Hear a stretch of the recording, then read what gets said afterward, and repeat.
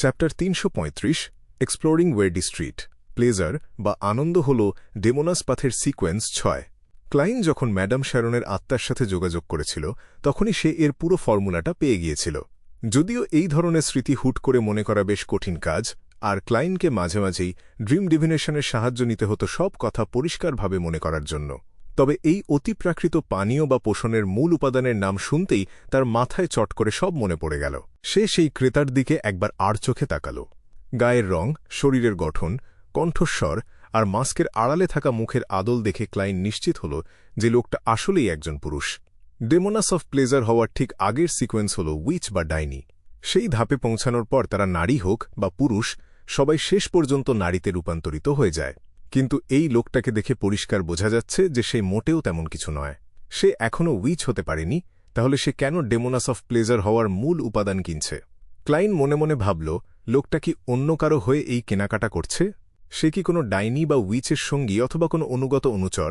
তবে ডেমোনাস সেক্ট হল অনেক পুরনো একটা রহস্যময় সংগঠন। তাদের কাছে তো এই ধরনের উপাদানের অভাব থাকার কথা নয়। তাদের যা স্বভাব, তাতে সংগঠনের মৃত সদস্যদের ফেলে যাওয়া অতিপ্রাকৃত বৈশিষ্ট্য বা ক্যারেক্টারিস্টিক ব্যবহার করেই পোষণ তৈরি করার কথা। তবে কি এই ক্রেতার পেছনে থাকা সেই উইচের সাথে সংগঠনের যোগাযোগ বিচ্ছিন্ন হয়ে গেছে? এই সব ৭ মাস ভেবে ক্লাইনের মনে এক মুহূর্তের জন্য ইচ্ছা হল লোকটার পিছু নিতে, কিন্তু একটু গভীরভাবে চিন্তা করে সে সেই বুদ্ধি মাথা থেকে ঝেড়ে ফেলল।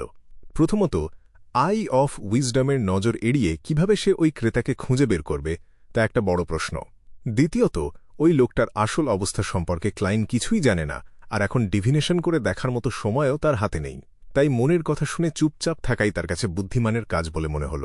যদি সেখানে শুধু একজন উইচ না থেকে আরও শক্তিশালী কোনো অতিপ্রাকৃত সত্তাও তো পেতে থাকে। তাছাড়া উইচদের পদোন্নতি হয়ে ডেমোনাস অফ প্লেজার হওয়াটা আসলে একদিক দিয়ে ভালোই। আগের ধাপের ডাইনিরা সবসময় ধ্বংস আর সাধারণ মানুষের ক্ষতি করার ধান্দায় থাকে, কিন্তু ডেমোনাস অফ প্লেজার হয়ে গেলে তাদের পুরো ধ্যানজ্ঞান থাকে শুধু আনন্দের দিকে। সহজ কথায় বলতে গেলে তখন সমাজের জন্য তারা একটু কম বিপজ্জনক হয়ে দাঁড়ায়। ক্লাইন বিড়বিড় করে নিজেকে এই সান্ত্বনা দিল।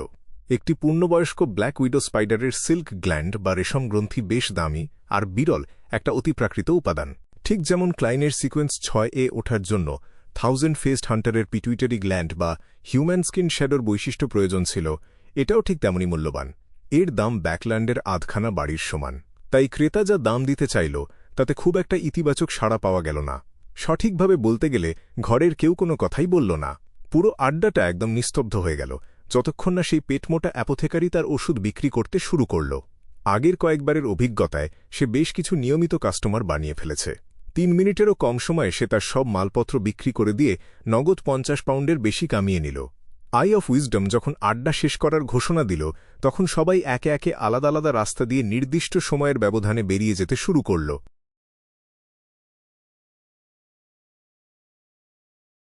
ক্লাইন সবার মাঝখানের দিকে বেরিয়ে এল।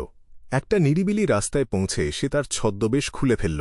সেই কনকনে ঠান্ডা আর পচা দুর্গন্ধময় রাতের মধ্যেই সে সোজা রওনা দিল ইস্ট বারোর দিকে।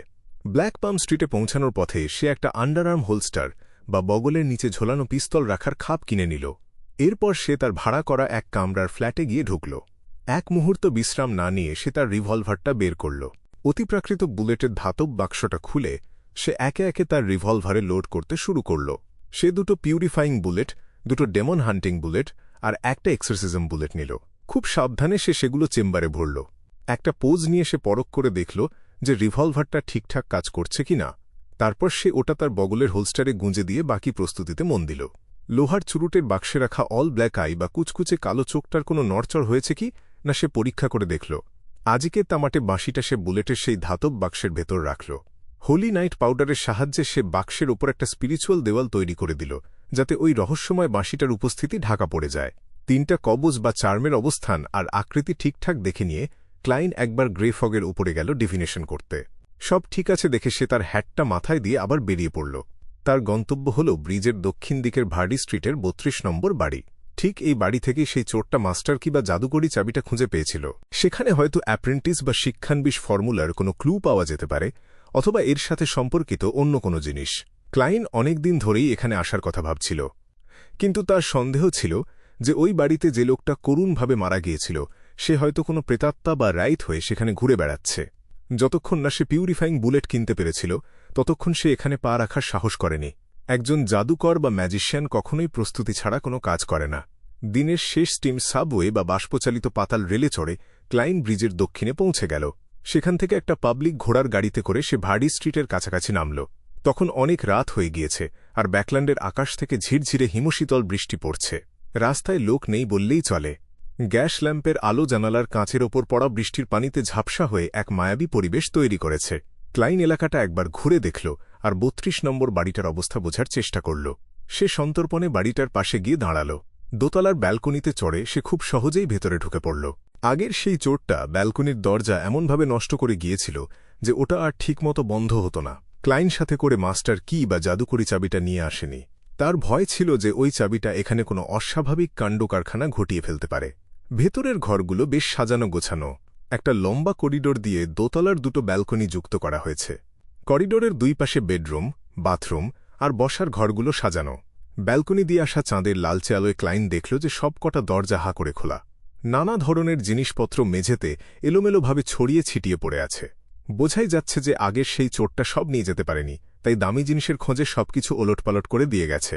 কিন্তু চোরটার কাছে যেহেতু জাদুকরি চাবি ছিল, তার তো দরজা ভাঙার কোনো দরকার হওয়ার কথা নয়। ক্লাইন একটা একটা করে ঘর দেখতে শুরু করল, যদি কোনো অতিপ্রাকৃত জিনিসের সন্ধান পাওয়া যায়। বেশ কিছুক্ষণ খোঁজাখুঁজি করেও হাতে কালো গ্লাভস পরা ক্লাইন যখন কোনো সাফল্য পেল না, তখন সে সিঁড়ির দিকে এগিয়ে গেল। 2 পা এগোতেই হঠাৎ তার সামনে একটা ছায়া ভেসে উঠল। সিঁড়ির কোণের দেওয়ালে ঘেঁষে এক মূর্তি দাঁড়িয়ে আছে, পিঠ ফেরানো ক্লাইনের দিকে। তার ঘাড় অবধি লম্বা কুচকুচে কালো চুল। ক্লাইন আগে থেকেই স্পিরিট ভিশন বা আত্মার দৃষ্টি চালু করে রেখেছিল। সে ভালো করে কিছু দেখার আগেই মূর্তিটা নড়ে উঠল। মচমচ করে এক অদ্ভুত শব্দ হল। মূর্তির পিঠ দোতলার দিকেই ফেরানো রইল, কিন্তু মাথাটা পুরো ঘুরে গেল ক্লাইনের দিকে। চাঁদের অস্পষ্ট লালচে আলোয় দেখা গেল সেই মূর্তির চোখ দুটো কোটর থেকে ঠেলে বেরিয়ে আসছে। আতঙ্কে টলমল করছে তার দৃষ্টি। ধপাস ধপাস দুটো চোখের মণি ছিটকে মেঝেতে পড়ে গেল। ব্যাস, মূর্তিটার মাথাটা ঘাড় থেকে খসে কাঠের সিঁড়ির ওপর আছড়ে পড়ল। ক্লাইন একদম শান্তভাবে দৃশ্যটা দেখল। সে বুঝতে পারল যে লোকটা অনেক আগেই মরে গেছে, তার মধ্যে প্রাণের কোনো স্পন্দন নেই। পুরো ঘটনাটা তার কাছে একটা সস্তা নাটকের মতো মনে হল। লোকটার পুরনো কালো পোশাক আর ওপরের তলার খোলা ঘরগুলো দেখে ক্লাইন আন্দাজ করল যে এও নিশ্চয়ই কোনো চোর। আগের চোরটার মতো এ অতটা ভাগ্যবান ছিল না। ক্লাইনের মাথায় একটা চিন্তা খেলে গেল। তবে কি ওই জাদুকরি চাবিটাই এই বাড়ির বিপদকে আটকে রেখেছিল, আর ওটা সরিয়ে ফেলতেই সব অশুভ শক্তি মাথা চাড়া দিয়ে উঠেছে? ক্লাইন তার রিভলভারটা বের করল। সেটাকে ফায়ারিং পজিশনে এনে হ্যামারটা টেনে কক করল। পা টিপে টিপে সে সেই লাশের দিকে এগিয়ে গেল। সে নিচে বসে লাশটা একটু পরীক্ষা করে দেখল। লোকটার ঘাড়টা একদম মোটকে দেওয়া হয়েছে, এছাড়া আর তেমন কোনো ক্লু পাওয়া গেল না। কিছুক্ষণ ভেবে ক্লাইন উঠে দাঁড়াল আর খুব সাবধানে সিঁড়ি দিয়ে নিচে নামতে শুরু করল। কাঠের সিঁড়ি হওয়া সত্ত্বেও তার পায়ের কোনো শব্দ হল না। 1 পা, 2 পা, 3 পা, পুরো সিঁড়িটা নেমে সে নিচের তলায় পা রাখল। তার সামনেই একটা লম্বা করিডোর। চাঁদের লালচে আলোয় ব্যালকনির ছায়া দেখা যাচ্ছে। করিডোরের 2 পাশের সবকটা দরজা হাঁ করে খোলা, আর ভেতরে সব লণ্ডভণ্ড হয়ে আছে। কিন্তু এখানে কোনো বসার ঘর, ডাইনিং রুম বা রান্নাঘর নেই। এ তো সেই দোতলা। ক্লাইন দোতলা থেকে নিচে নামল, অথচ সে আবার সেই দোতলাতেই ফিরে এসেছে। পুরো সময়টাতে সে বিন্দুমাত্র কোনো অস্বাভাবিক কিছু বুঝতে পারেনি। ক্লাইন মোটেই ভয় পেল না, বরং সে আস্তে করে পেছন ফিরে তাকাল। তার পেছনে সিঁড়িটা নিচে নেমে গেছে।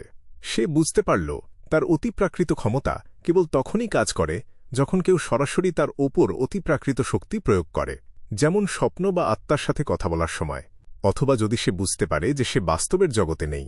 কিন্তু হ্যালুসিনেশন বা চোখের ভুলকে আটকানোর ক্ষমতা তার এখনও নেই। ক্লাইন তার দেশলাই বাক্স থেকে এক হাতে কয়েকটা কাঠি বের করল।